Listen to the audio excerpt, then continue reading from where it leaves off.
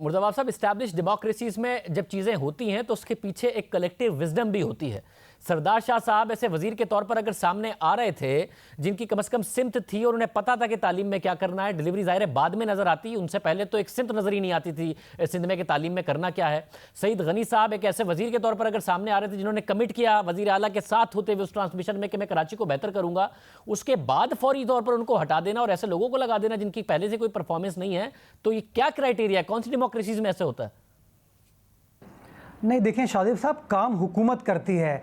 जो सफाई का इनिशिएटिव था वो भी हुकूमत का इनिशिएटिव था, जिसको सुपरवाइज डायरेक्टली सईद गनी साहब कर रहे थे। फैसला वजीर आला का था, सूबाई हुकूमत की काबीना का था। सिमिलरली सरदार शाह साहब जो इनिशिएटिव ले रहे थे वो भी सूबाई हुकूमत के डायरेक्टिव्स थे, चीफ मिनिस्टर साहब के डायरेक्टिव्स थे।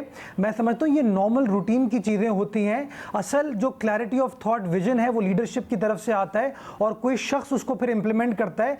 कल सरदार शाह साहब वो इंप्लीमेंट करे थे, आज कोई और करेगा। सईद गनी साहब करे थे, आज कोई और करेगा। मैं समझता हूँ कोई फ़र्क नहीं पड़ता।